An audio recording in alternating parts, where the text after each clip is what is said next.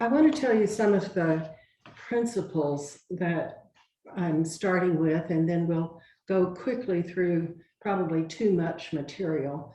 One of the principles is that with anxiety as well as depression, but today we're focusing on anxiety, not only the clinical kind, but the kind that all of us experience some of the time. Anxiety is part of being human.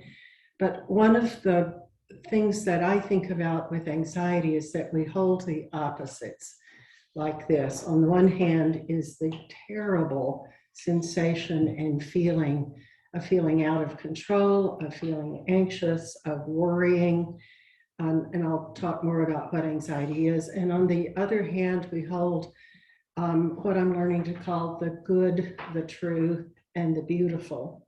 And we have to hold them both, all of that and more, because if we collapse into only anxiety, then we're going to be in a great deal of pain and not living our lives the way we want to. And if we collapse, I'm going to call it, only into a kind of Pollyanna, oh, things will work out, things are going to be fine, you know, we're not living fully either. And so I think this idea of holding both lightly is a very, very important idea, holding the opposites of what is painful and what is true and beautiful.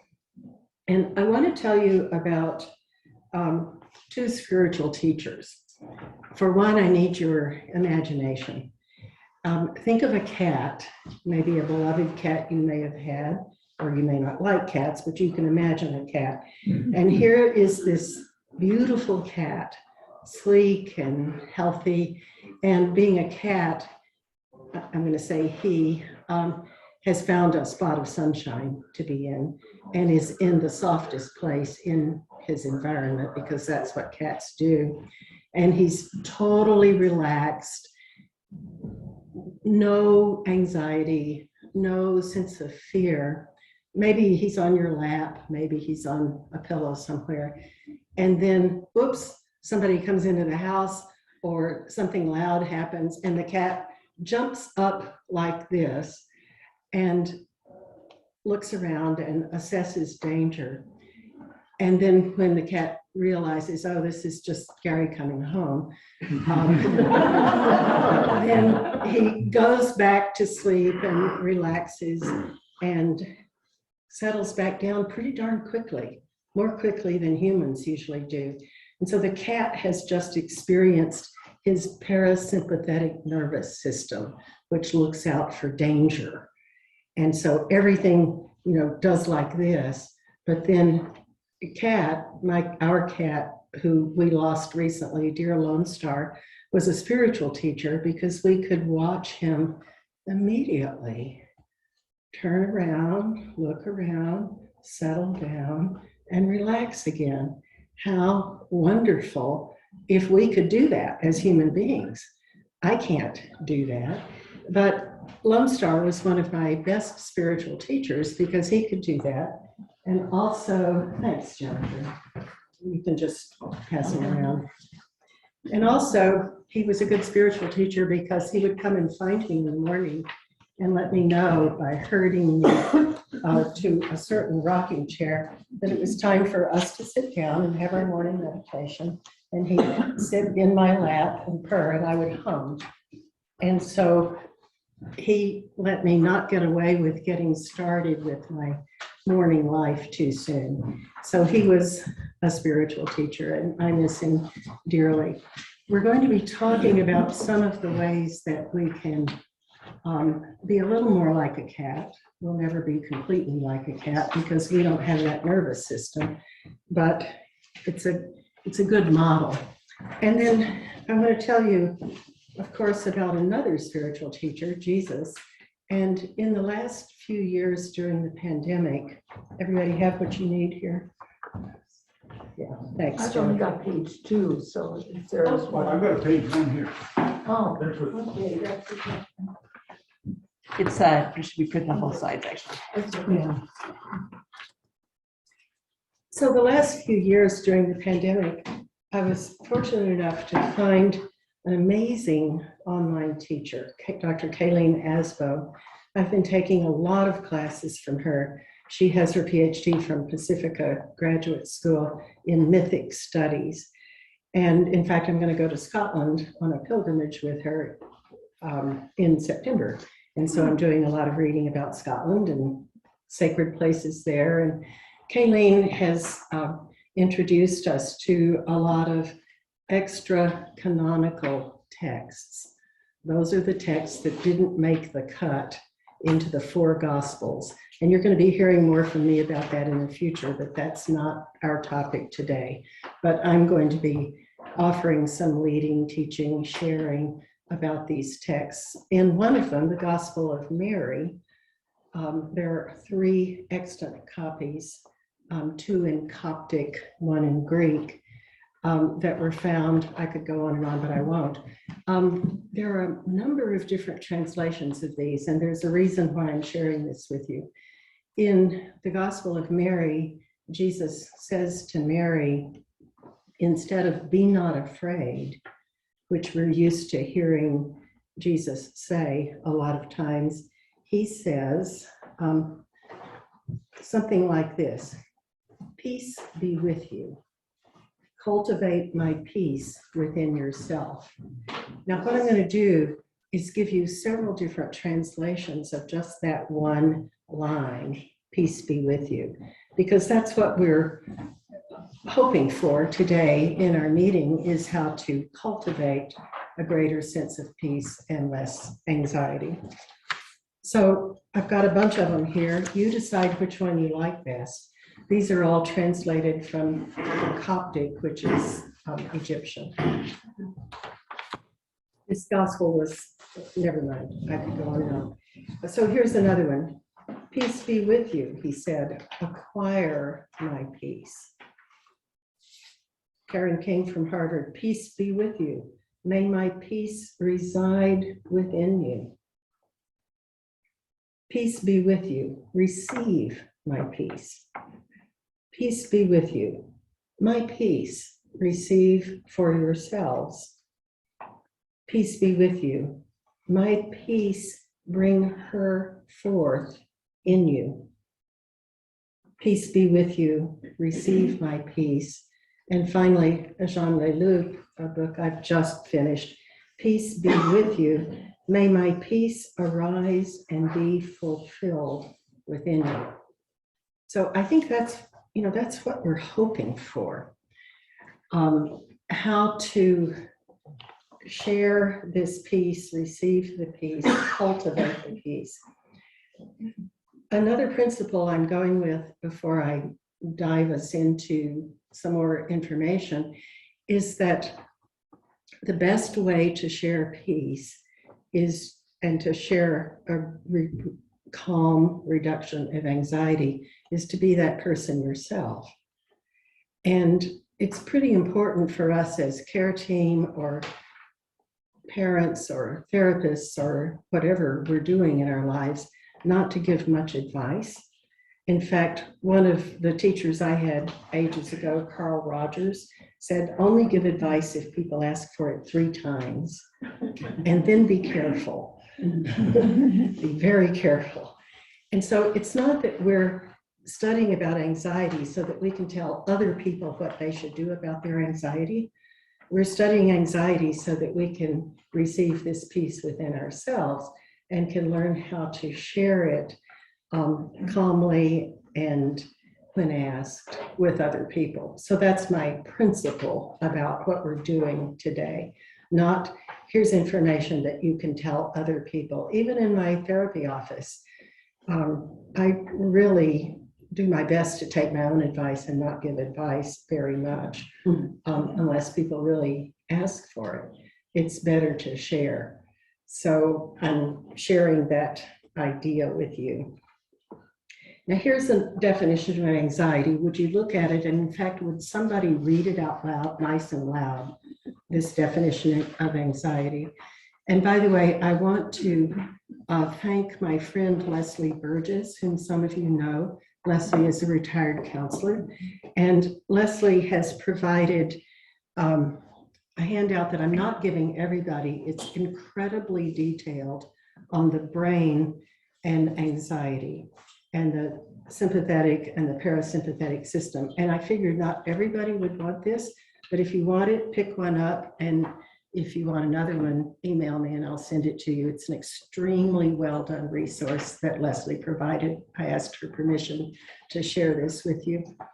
So would somebody read the definition of anxiety? Nice and loud. Yeah, Beth Ann? Definition of anxiety.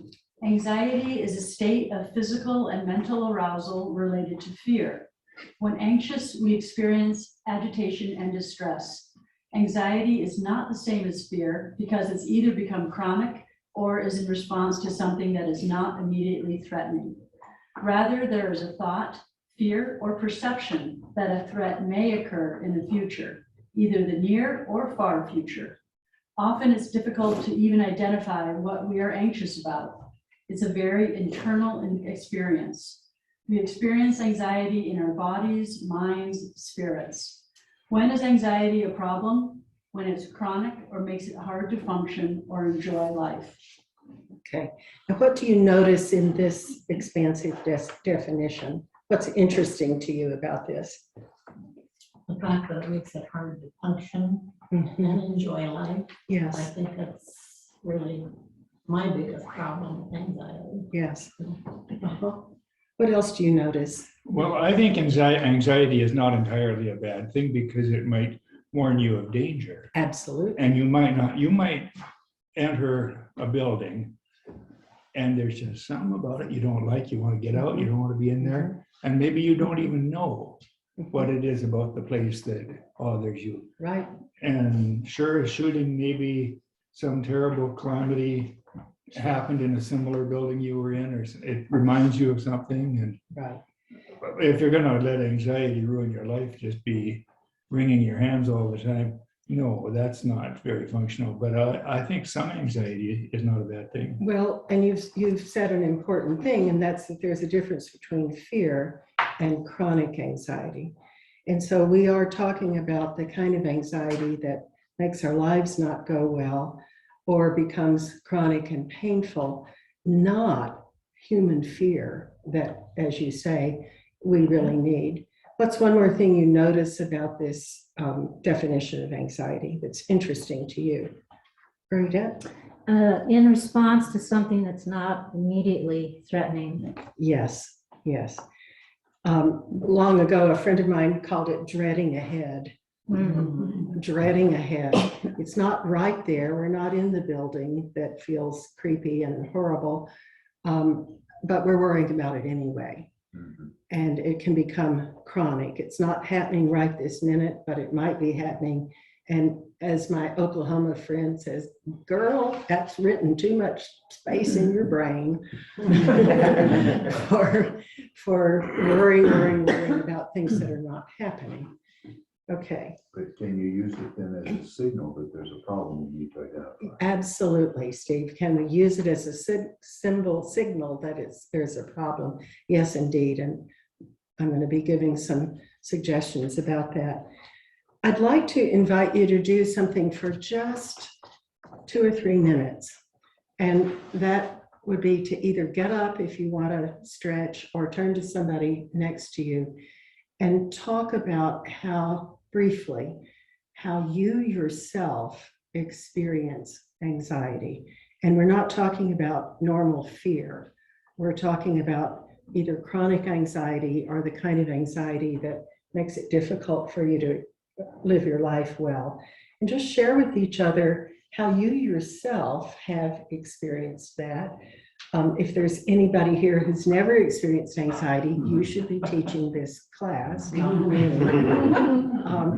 And especially if you can notice where in your body you experience that chronic anxiety, if you do. When I was working way too hard, I experienced my anxiety on my right side because I was turning in weird ways in my office until I got the right chairs. But also that's where my anxiety would go. Yours You have your own. Would you take just 2 or 3 minutes? I'm going to call you back together and either get up and walk to somebody you don't know very well or turn to somebody close to you and share, how do you experience anxiety or how have you? Would you do that? Okay. There are 2 main ways that anxiety in our bodies and minds and spirit develop. One is the learning from parents and other people around us. Some of you, us, may have had one parent who was quite calm and handled things well. You may have had someone who was pretty tightly wired much of the time. And one of my clients says that what she learned from her mother was that you always have to wait for the next shoe to drop. And so when she and I are talking, I'll say, it sounds like you're waiting for that shoe to drop. And she'll say, always, always. But she's working on it. She's working on it. And so those around us, teachers, ministers, best friends, childhood playmates, parents, aunts, teach us how we should deal with that which is fearful or difficult in our lives. That's one way we learn it. We also are wired differently. Our brains are wired differently. And Leslie's information that I have over here tells you a lot about that. And so if you are in the medical field and you know about that, the role of neurotransmitters is quite important. And it's a little bit too much of a cliche to say that sometimes our brains are out of balance, but sometimes we don't have the right kind of soothing, calming neurotransmitters circulating in our bodies to help us sustain a sense of well-being. If we've had a spike of fear, then that spike of fear may turn into what we're calling today the chronic anxiety. Some people take medication for this. There are a lot of daily things that we can do. I'm going to get to that next. But learning and the way we're wired as human bodies those are 2 important ways that we learn how to manage anxiety. From my mother, I learned that the way she managed anxiety was to work really hard, plan ahead, and get it done. She was a very, resilient, strong, get it done kind of person. My dad was a little more tenderly wired than that. He took naps. He didn't avoid his work. He was a minister. He did a great job, in my opinion, but he needed naps to reset. And I found out later that he had a lot of eye problems, and it helped him, it soothed him to take a brief nap in the middle of the day. And then he had a lot of things that he believed and said that helped him with anxiety, and he taught those to us. So I was fortunate enough to have 2 good models. One who said, rest when you need to, and the other one who said, work darn hard and get it done. So I had both of those models in my life. And you have your own.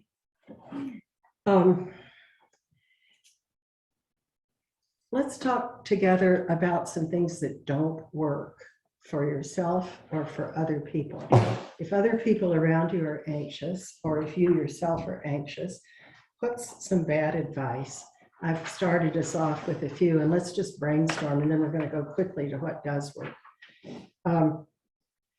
Don't be afraid, said in a kind of judgmental thing, has, as far as I'm concerned, never helped anybody, ever. Nor does it help to say anything like, honey, you need to calm down. That's usually not at all effective. What else doesn't work? Telling somebody, suck it up, get over it. It's all in your head. Right, it's all in your head. What else isn't good advice? Doesn't work well for you or others? Complaining. Oh, right. And why does that not work, Claudia? Complaining. It makes me kind of shrink. Yeah. Well, complaining actually augments and supports the worry and the anxiety that we're having, because it isn't action. Complaining isn't actually doing anything. It's a kind of spiral of worry that is not particularly helpful. Besides, it's unpleasant for other people. So one of the things my dad taught me, being a minister, he called on a lot of people who were ill, and he was good at that. He was faithful. But when he got older, we could never figure out what the heck was going on with him. And once he said, well, Joyce, I decided when I was a young minister that since I heard so many people complaining about their health, I was never going to do that. And so we could never figure out whether his bursitis was bothering him or whatever, because he wouldn't talk about it. He'd heard enough. What are some other not very helpful ways to manage anxiety, yours or other people's? Blaming others. Blaming, right, right. A temporary relief that doesn't really do any good. Feels good. Feels good at the moment. Right. All these other people are responsible for my misery. It's not my fault. What else is not such good advice for yourself or for others? Ignoring it. Just ignoring it, right. Because as Steve said, anxiety can be a signal that we need to make some changes. And so ignoring chronic anxiety or an acute kind of anxiety that doesn't go away means we're ignoring a very helpful signal that changes could be made. So let's start with some, what I'm calling calming anxiety 101. These are the in the moment things that we can take on and do. And then we'll get to the more complicated ones. This is the bottom of your first page. Now, you know about deep breathing, right? Okay, I know about deep breathing, which is abdominal breathing, because when I took voice and diction way back when in Texas from an opera teacher, she made us bring towels to class one day and lie down and put books on our bellies so that she could see us breathe. Because maybe it's not just Texas, but a whole bunch of us Texas gals breathed up here like this. And when we tried to talk louder, we just got more shrill. And she was all about teaching us not to do that, the men and the women in the class. And boy, if you didn't make those books go up and down in her class, you had to stay there on the floor until you learned how to do it. Those of you who've been yoga students or teachers know about deep breathing. The thing about deep breathing is there's a diaphragmatic muscle right here. It descends. That gives us enough space in our lungs so that we can take a full breath. And if we're tensed up or holding in our tummies or only breathing up here, we're likely to exacerbate our anxiety instead of help our anxiety. And so learning to take a deep breath, which really does deepen one's voice and expand one's lung capacity, is incredibly helpful when we're experiencing anxiety. And your yoga teachers, if you've done that, have taught you that if you can make the exhale a little bit longer than the inhale, let's all just try it. So breathe your own way, but take a nice deep breath, and as you exhale, make it a little longer than the inhale. Now do that again and see what it feels like.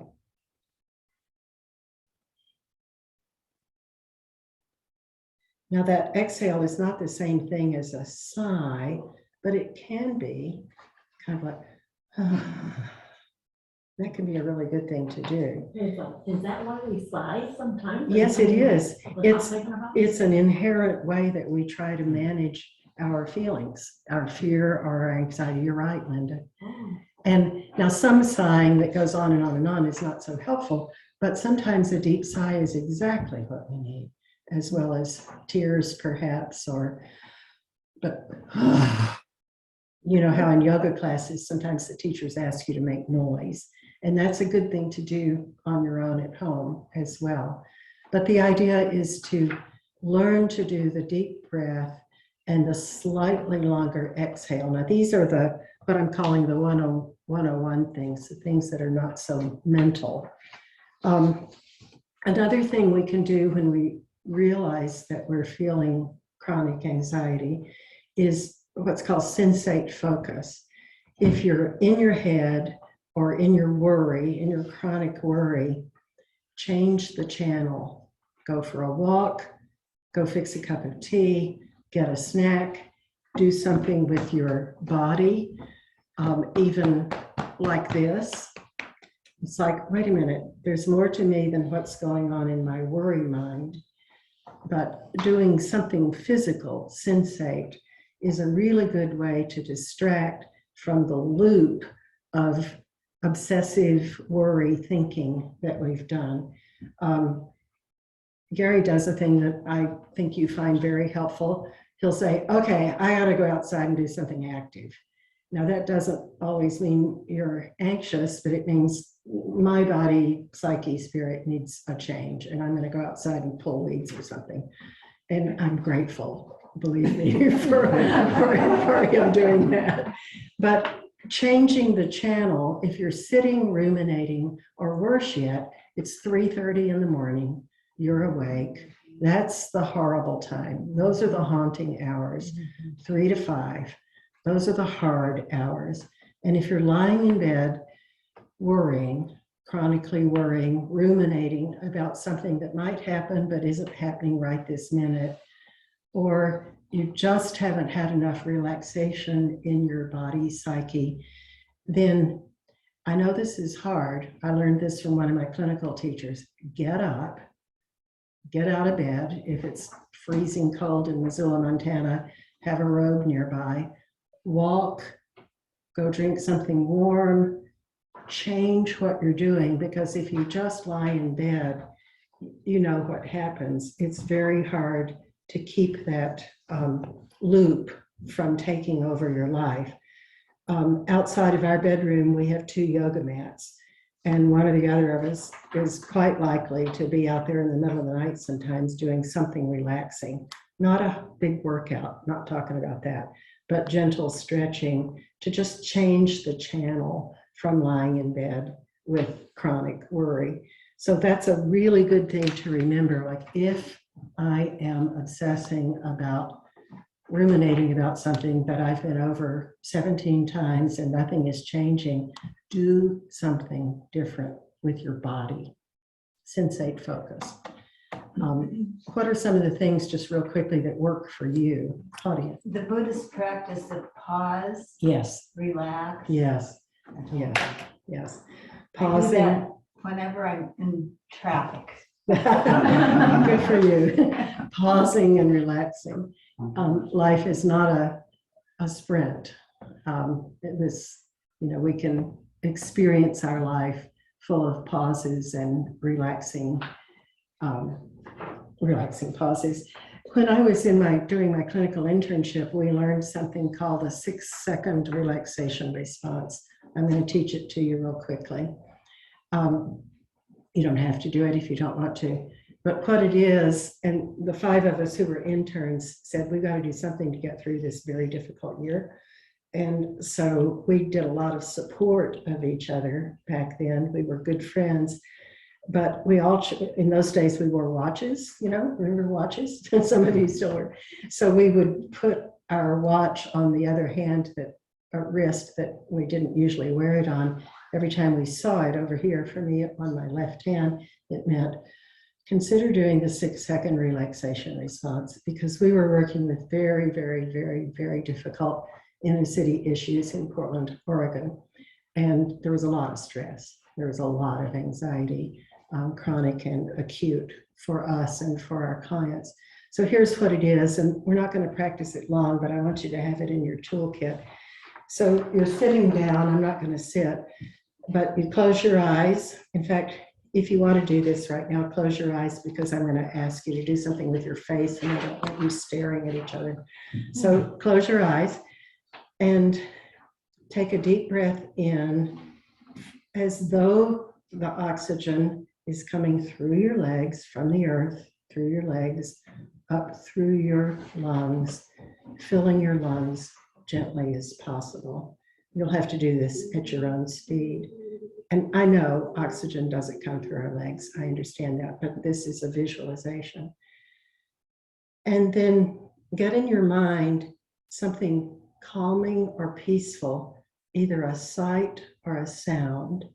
It might be something like the sound of a creek or the sound of wind in the trees, or it could be a feeling the sun on your face. It could be the sound of the ocean. It could be a word, calm, peace, release. And so you have that word, image, or memory in your mind. And then as you breathe out, loosen your jaw a little bit. Have a very tiny little smile, not a big grin. As you breathe out, drop your jaw, open your mouth, breathe out, and release all of the air in your lungs that you comfortably can. As you say the word, or keep in your mind that image or sound. Let's do this silently, and I won't lead you because everybody breathes differently. But first it's the deep breath, it's the full breath, it's the remembering or imagining something calming, peaceful, and then releasing the jaw, letting it go while keeping that image or sound in your mind. Just do that on your own.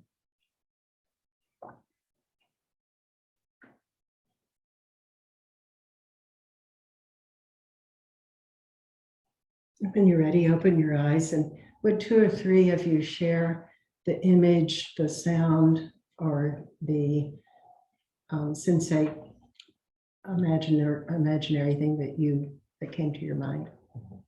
I'd like to hear 2 or 3 different. Birds chirping at 5 a.m. Birds chirping at 5 a.m. The dawn chorus. What are some others? I love snorkeling in Hawaii and listening to the whales. Mhm. And that's what came to mind was the whale songs. Wonderful, wonderful. Coastal town in Scotland. Say that again. Coastal town in Scotland. A town, just the sight and the smell of Yeah. that sound. Yeah. Wonderful. What else? One more. What came to your mind? The wind in the trees, in the forest. Mhm. And the thing about this relaxation response is that we can do this anywhere. If you're driving, you have to keep your eyes open, but you can do it while you're driving, and you can do it at home. You can do it in an anxiety creating public situation if you want to. Nobody knows you're doing it.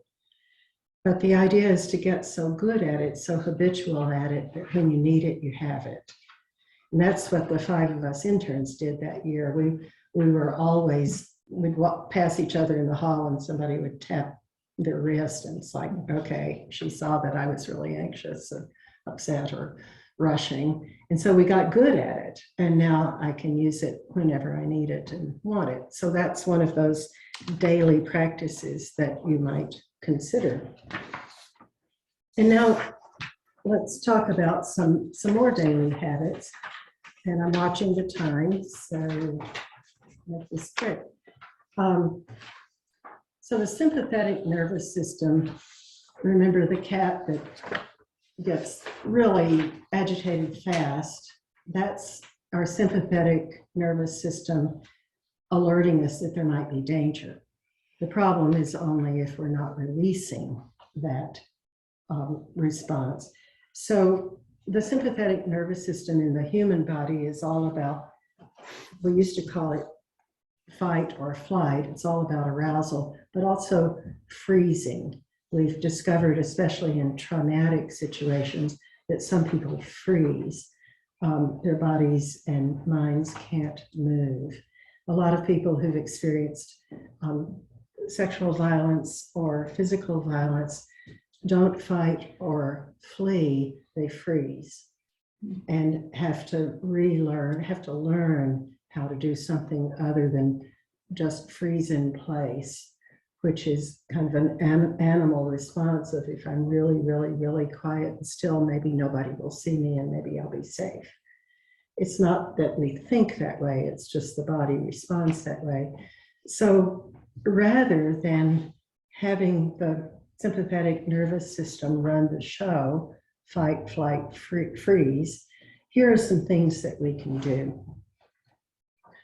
And this, this takes practice, but I want to introduce these. And some of you are counselors or other healthcare workers, and you know a lot about this, so feel free to add in.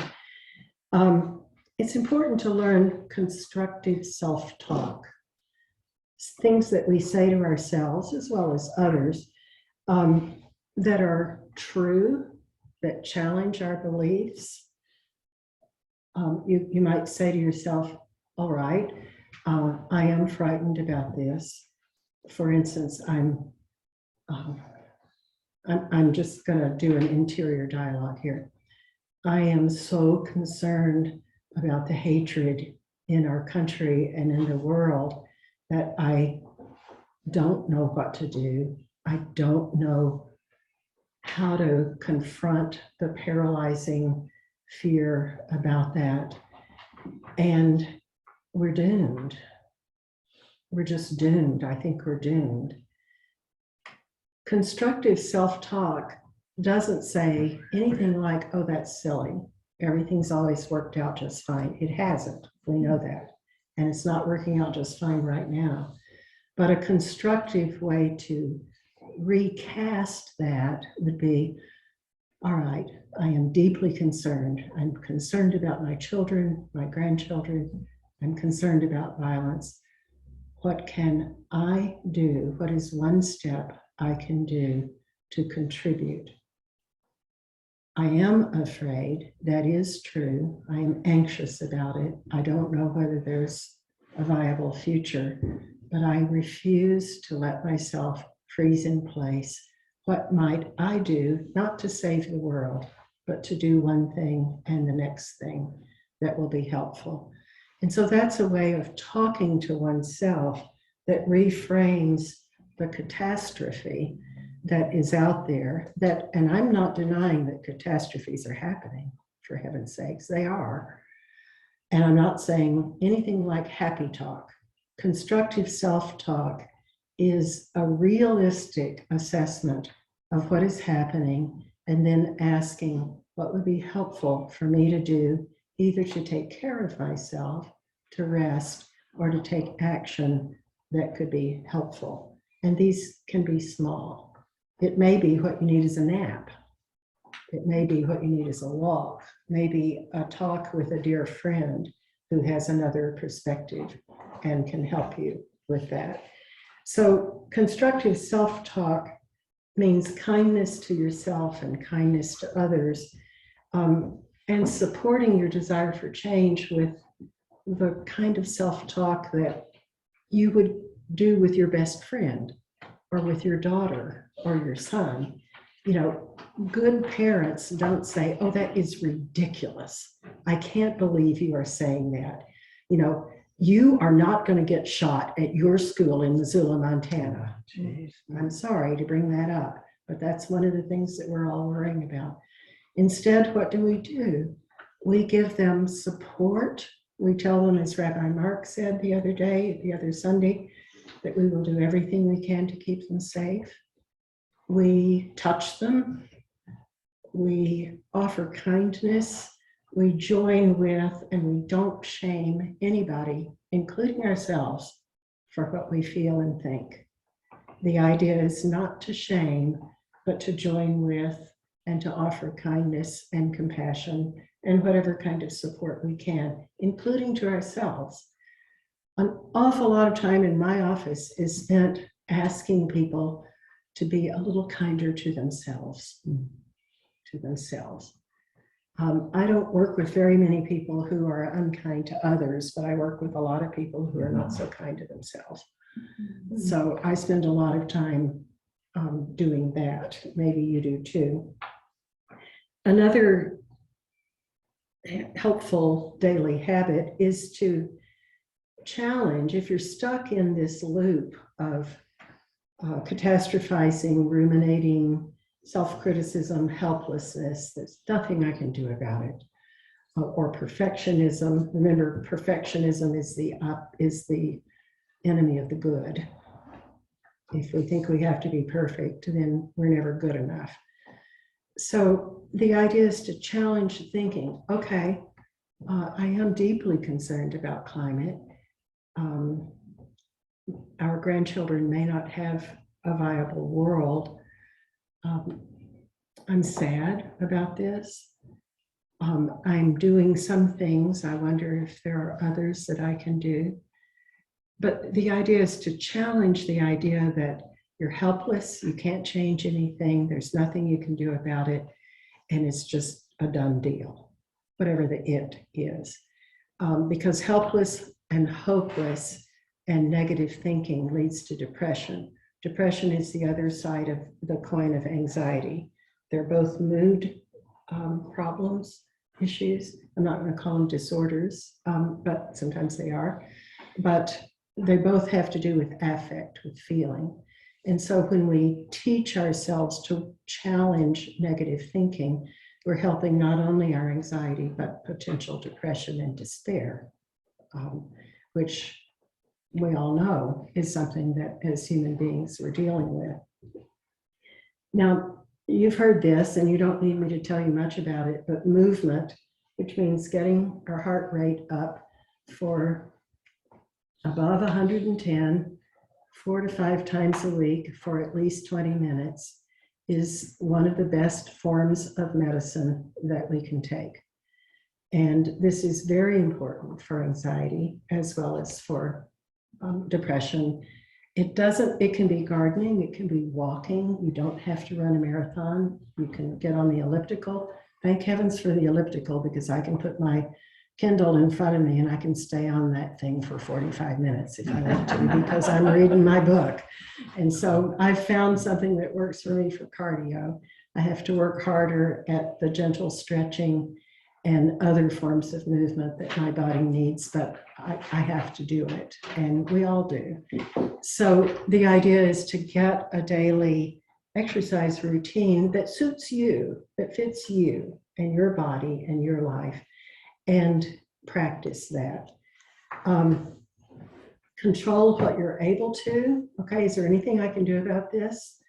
I think the only thing I can do about this is turn off the news.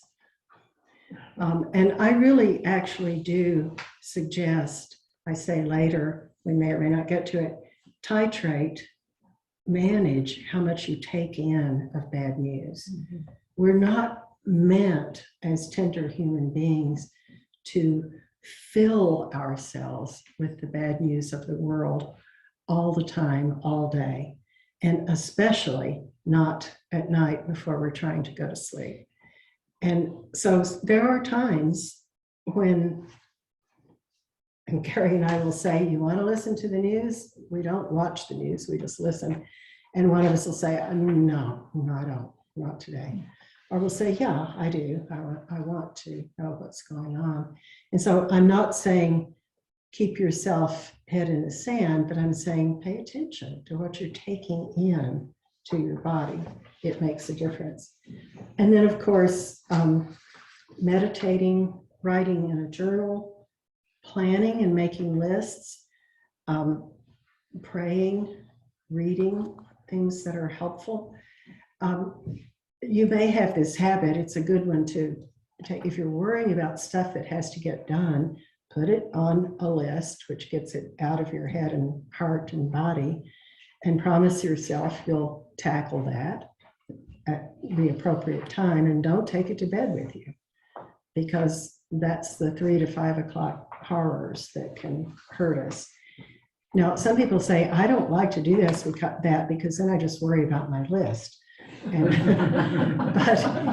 it's a practice. You can learn, okay, I've noted the things I need to do. I will get to them at right timing, and I do not have to think about that right now.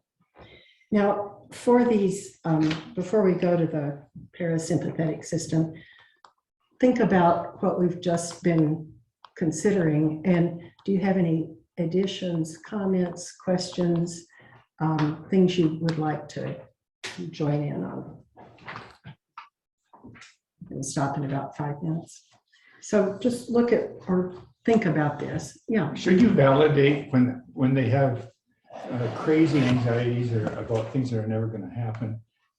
Should you validate? Should you just get after them right away and say, "Oh, you know that's not going to happen," or is it better to say, "Well, it's very understandable. You have these concerns because they're real, and if you know, I have no guarantee they won't happen."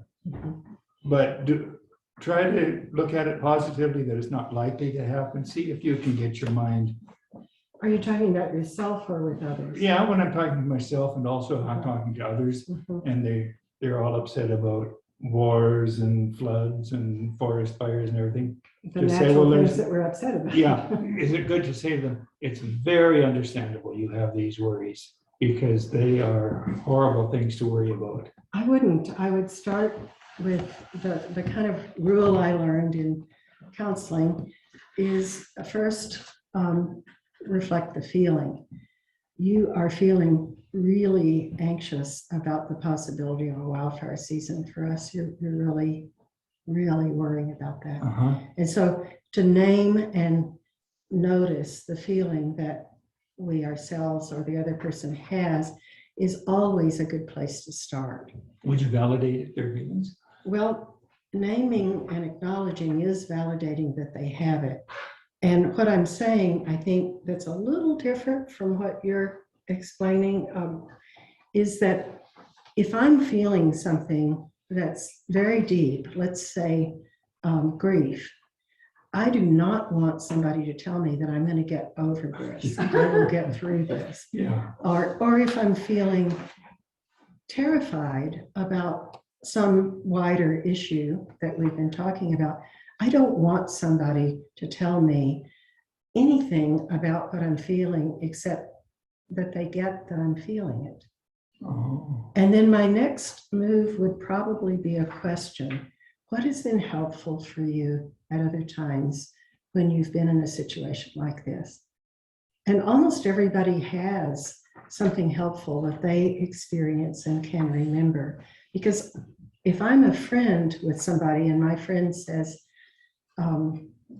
something like what you said, I can validate that person best by asking her what she knows about herself, instead of making it pretty clear that I've got a pocket full of advice that when she just quits being emotional, I'll give it to her. Because she knows a lot of things about herself. And it's better for me to say, what have you learned? And maybe I don't know what the person will say. I probably don't. And maybe my friend will say, on a walk once, a friend said, she said to me, I need you to teach me how to cry, how to honor my sadness. I bottle it up. We were walking around Greeno Park, and I thought, I can't teach her how to do that. And so, you know, first I did the reflection that we just talked about. It's really hard for you to let your tears out and to be with your sadness. Yes. I'm sure you know where that came from. Yes, I do. And she told me about that. What have you learned enables you to feel a little closer to your sorrow? She had plenty of things to say. And she didn't need me to teach her. She needed me to believe in her. So I think it's best to ask more questions and give less advice. Now, if somebody says, Steve, what do you do when you feel this way? And Steve and I are friends. And if I say, how do you handle something like this? Well, that's an honest question. Steve would know that I'm asking him a question, and he would tell me whatever he wants to tell me that he does. Or he might say, I've never found anything that completely covers this situation. I have been able to do whatever. So if I ask my friend what she or he has learned, of course I want to hear from them. But advice, not so much. Not so much. Okay, any other comments before we just quickly go over this next material and then we're going to close? Yes, Yeah, I Henry. think what you're saying is naming it, naming what it is. Yes, yes, You know, we may not fix it or unresolve it. right, But by naming something about what it is, it's better than yes, not knowing what we're talking about. that's right. Or better than giving unwanted advice that might be really good advice for ourselves, but may not be for this other person. But naming it, you're calling it naming it. I agree, Henry. I really do. Now let's go quickly to the parasympathetic nervous system. And this is all about rest. The sympathetic nervous system is all about arousal. The parasympathetic system is all about rest. What Claudia said about pause, relax, wait. So here are some things that you probably know, but they're good reminders. It's important to learn to soothe ourselves and soothe others. And soothing other people does not mean anything like, do you mind if I touch you, Jennifer? Go ahead. It doesn't mean anything like, oh, honey, things are going to be fine. That is not soothing. I don't think Jennifer would find that as soothing. I wouldn't. No. Because it's patronizing, it's condescending. It's me telling her that I know what she's going to feel and never mind what she's feeling. And she would be right to say, oh, right, thanks a lot, or something, some comeback. That is not soothing. Now, if it's a child, it's a little different. You know, we can take a child and put the child in our lap or give them a hug or hold their hand and say, oh, honey, you are really, really unhappy right now. I get it. I really get it. I'm right here. We're going to figure this out together. And that can be soothing because it's touch. I might be holding my great niece's hand. I have three wonderful great nieces. The middle one is Addison, and she's what I call the little theologian. She's always got stuff to ask. And she'll say, okay, now if we go to God when we die, does that mean God makes us die? Those are the kind of questions she asks at 6 years old. And she argues with me too. So I have to be very careful talking with Addison. But once we were having one of these conversations over pizza in Colorado, and she looked at my sister's picture on her grandfather's wall, my brother. So my sister Janice died in 2004. She said, that's Aunt Janice. And I said, yes. And she said, why did she die? I said, well, she got very, very sick. And everybody did everything they could to help her, but she died anyway. And she said, how will I know when that's going to happen to me? I mean, you can imagine. I mean, this is a smart little girl. And so she didn't need a there, but she did need soothing.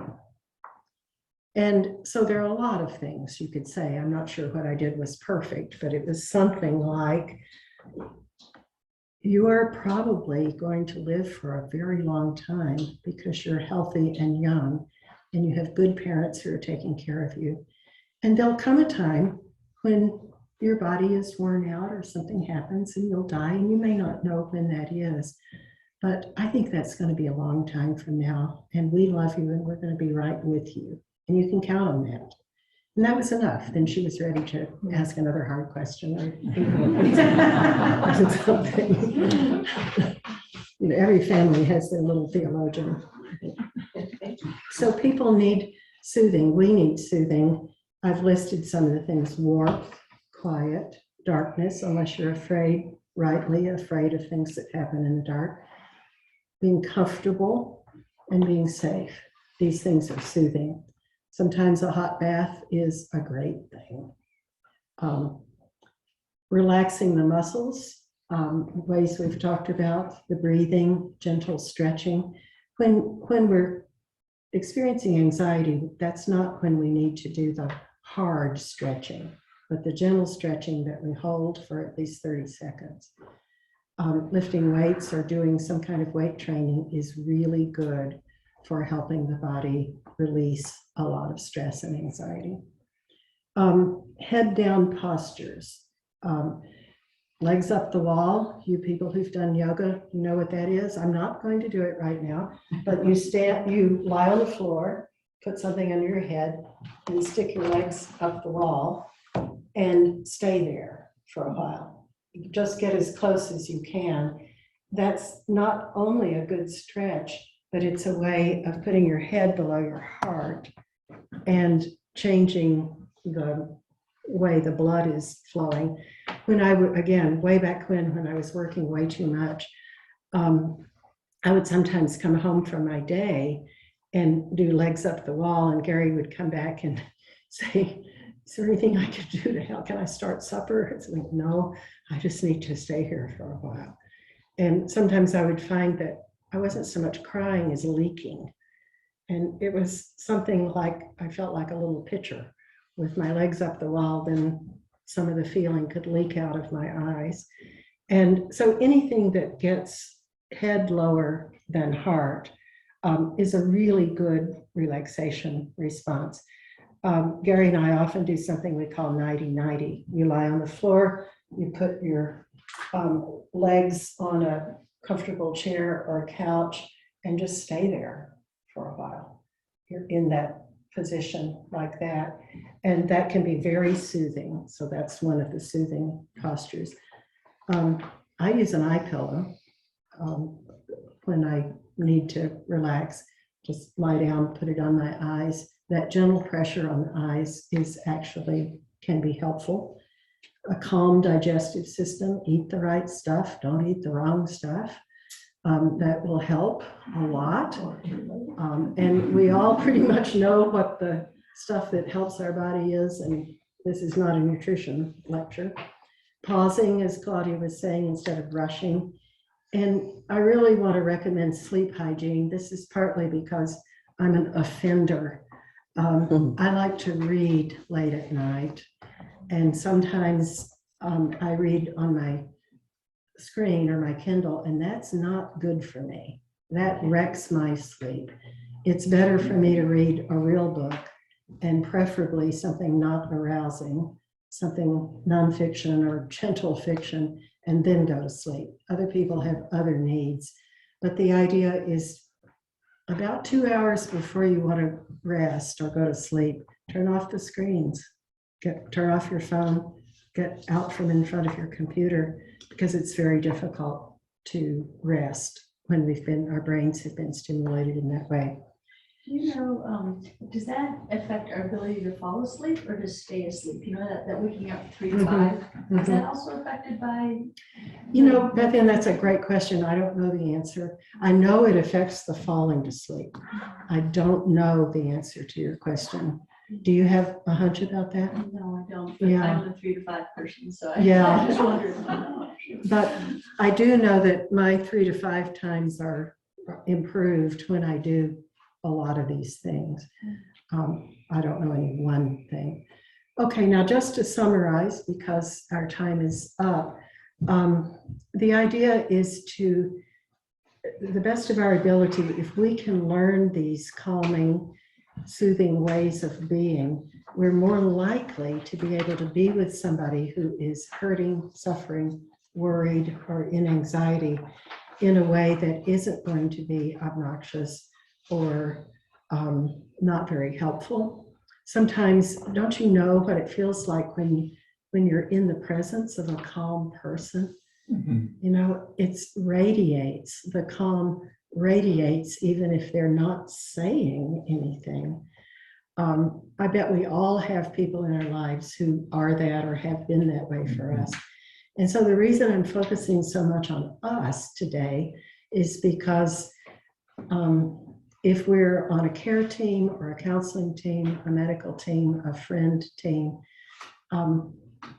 our wounds need tending before we can be very helpful to other people. And it's worth taking the time and love and care that we have for our own soothing, healing, calming, so that we can be more useful to ourselves and more useful to other people. So I specifically didn't orient this on what to do when you're doing a pastoral care or a community care visit with somebody, because I wanted to start with the basics of integrating anxiety resolution practices in our own lives. And then we can share those as needed and as helpful with other people. Anything you want to say just as we end today? There's a lot that I haven't covered, but what's a takeaway? Let's hear 2 or 3 takeaways that you're going to be mulling or thinking about. I loved when you said calm radiates. Calm radiates. Yes, that's very helpful. Okay, good. Yeah. What's another takeaway? I liked your name and notice. I did too. Name and notice. Any others? Change the channel. Change the channel. Okay. Well, thank you all for being here, and thank you for the work that you do in this congregation and with your friends. It's so important that we show up as caring individuals for each other, especially with so much time when we couldn't connect. So thank you, thank you.